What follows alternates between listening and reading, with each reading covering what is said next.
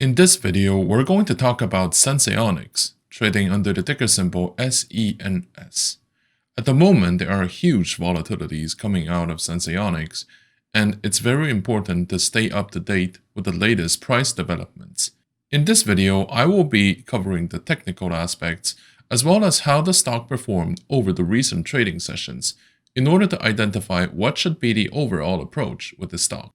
Before it begins, just a quick heads up that the videos are based on the trading sessions already completed, and not all the videos are recorded on the same day they're posted. If there are material events happening afterwards, I will make follow-up videos to reflect those changes. With that being said, let's begin with today's topic. Senseonics is a medical startup developing devices that monitor glucose levels for patients. They already have a line of products allowing patients to monitor their status in a timely manner. Their devices connect to phone applications as well, so they're very flexible and convenient. One of the key reasons why we're here talking about it is because it had significant amounts of success in the past, as the company at the time was chosen by ARK Invest as one of the potential disruptors of the future. Of course, things have changed somewhat since then. And nowadays, Senseonics is facing, just like any other growth stock, I would say, it is facing challenges in this new phase of the market. Over the past few trading days, Senseonics price has been under a lot of selling pressure, with the support levels initially located between $3.50 or $4, down to $2.40 in the first place, then down to as low as $2.15. We gotta keep in mind that this is relatively close, or very close actually, to where the 52-week low is, and that the price action formation is now heavily suggesting that the stock is oversold. So this is a very important information.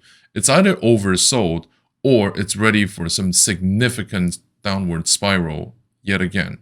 And this time we're talking about penny stock territories. This is why we have to keep track of where things are going from here onward. When we take a step back and look at the entire price evolution, it is obvious that Senseonics stock has been having a lot of challenges recently due to the general environment. Despite the fact that the recent performances have not been great, it's worth mentioning that Senseonics, in the grand scheme of things, is still located at a relatively high price point, and that the stock has been known for very high and very low periods on a scale of the last 5 years.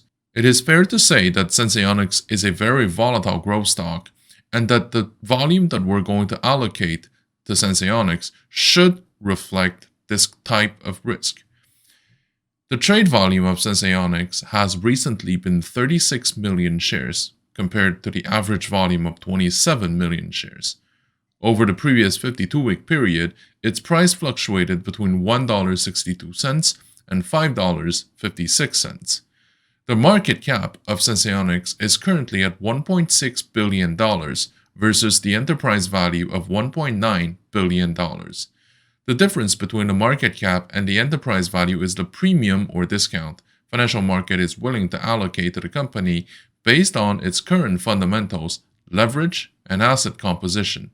Some of the examples of the impact by leverage is if the company has a lot of debt, then the market may feel uncertain about the company's capacity to pay back the interest and principals, negatively impact the profitability, attractiveness, and solvency. One key element to note regarding the enterprise value is that for many growth-type companies, one of the most significant assets they own is the goodwill, which is basically an expectation of the market that this company can generate more money or to grow faster than other companies, partially because it's assumed that they may have a better management team, stronger brand recognition, and more online followers.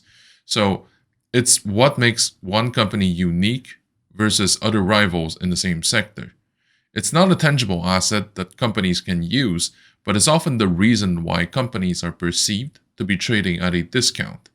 The market cap may be lower than the enterprise value because the enterprise value includes the value that the market currently allocates to its goodwill.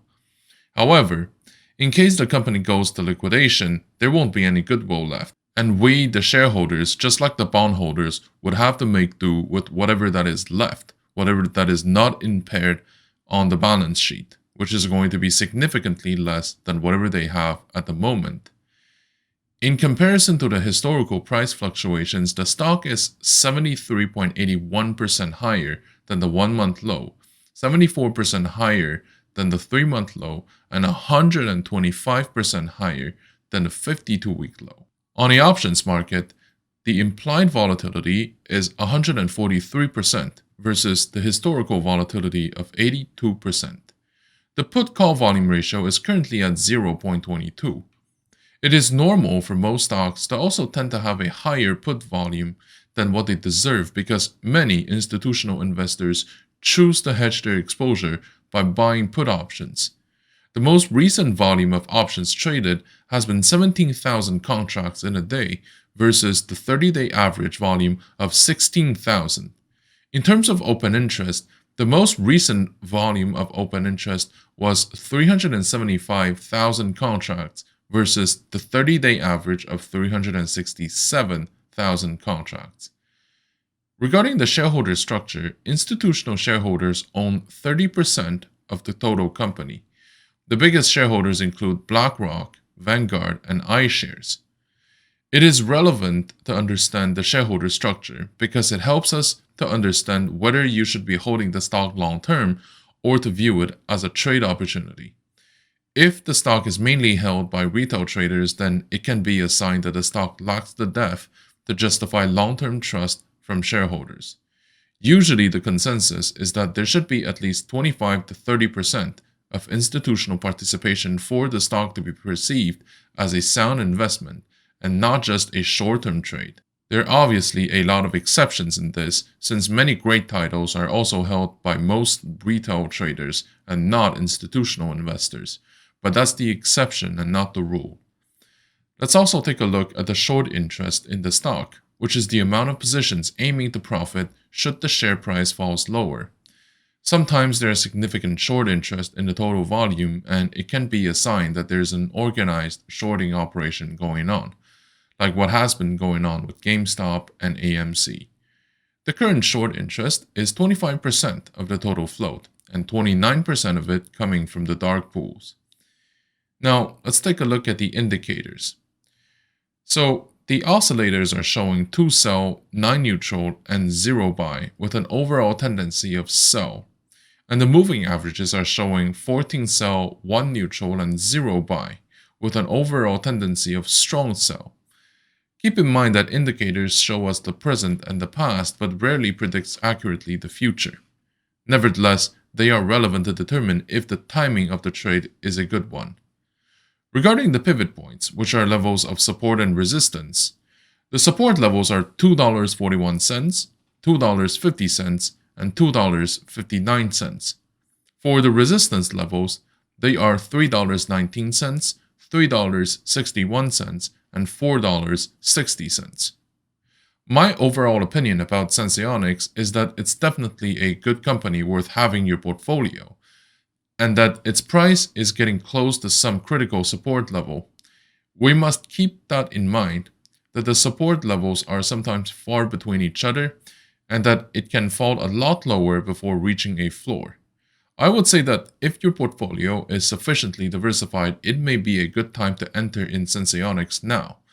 If your risk-taking profile is anywhere near normal, then I would suggest to stay away from it for the moment. The maximum exposure of Senseonics should be around 1 to 3% of the portfolio and separated in chunks or batches of around 10% allocated amount. Your investment should also take into consideration the market conditions and the surrounding sentiment to determine what kind of asset should be picked, for how much and for how long. First of all, the financial market doesn't reflect the real economy. If the stock market is doing great, it doesn't necessarily mean that companies are hiring people, that salaries and living standards are rising. Sometimes it's the exact opposite that happens, because the stock market is a pool of money where things come in and come out, going to different sectors to be placed. The capital may be used to be invested in a company to improve its efficiency and productivity, but it can also be used to buy up shares and assets in order to make a profit. This phenomenon is called financialization, and it means that the more money is being used for non-productive purposes like merger and acquisitions, fees to financial sectors, buying back equity, and so on, the less there is for the real economy. Another way to put it is that ever since 2008, the Dow Jones has increased significantly. But people don't necessarily see this growth in tangible ways. This is why we gotta be careful with the assumptions that rising stock price means better outlook for the company.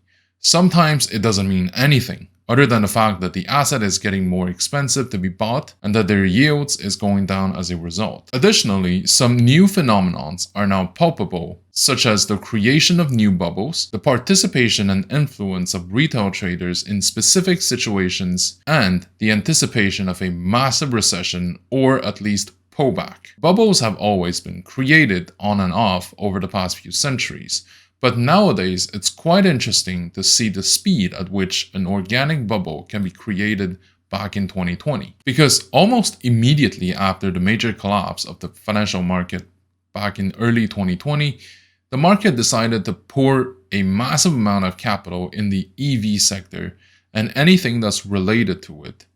Stock prices went up the sky, and for a moment, it really felt like any EV stock can be a golden goose. Another way to say this is that any SPAC with an EV company in it will become the next Tesla, right? Even if it didn't last that long, this episode definitely allowed the market participants to park a lot of their money in a sector, leaving it with either a lot of profits or at least avoiding incurring large losses because they left their money in the blue chips or the sectors heavily affected. The involvement of retail traders in companies has also been much more pronounced in recent months, especially in the scenarios of a short squeeze. Companies may have short sellers who believe that the stock will decrease in value. The short squeeze consists of buying the stock price up to force the short sellers to recover their positions, which will then also trigger an even bigger increase of stock price as a result. Of course, I'm not saying that this is always rational. I'm not even saying that those companies always have a convincing narrative.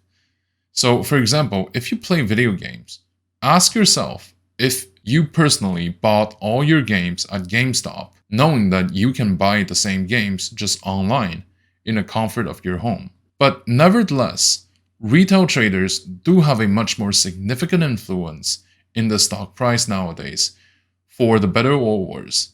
Personally, I think that as long as the volatility is high or gets higher, it'll create more opportunities. The final phenomenon is the anticipation of a recession. Many people have been expecting something of that sort to happen ever since 2008. There were quite a few companies that were supposed to go bankrupt because their debt structure is no longer sustainable or that their business model is bad. But overall, the system was able to hold its ground, especially in the North American market. This is partially because capital around the world often choose to come to the American capital market when things get heated back home. This is especially the case when geopolitical tensions increase around the world. In order to make sure that capital can provide a steady return without being affected too much by the central bank policies and inflations, I think that this phenomenon will increase its pace as time passes by, at least for the next couple of years. This is why we will likely see the blue chips continuing their ascension, even if for the growth stocks, things may be a lot more nuanced. The bottom line in all this is that the environment is getting more uncertain and volatile in a context where asset yields will probably remain quite low, because the real economy cannot be improved with just money. As far as we're concerned, this means that the patience would be a great virtue for all of us, and that there will be plenty of opportunities to eye for better prices. With that being said, always make sure to keep your positions diversified and keep the risk level under check. speculative positions should play a small part in your overall portfolio. I would say it's better to keep them below 10 to 20% of your total holdings. Thank you for watching. If you like my content, please like, comment, and subscribe to my channel.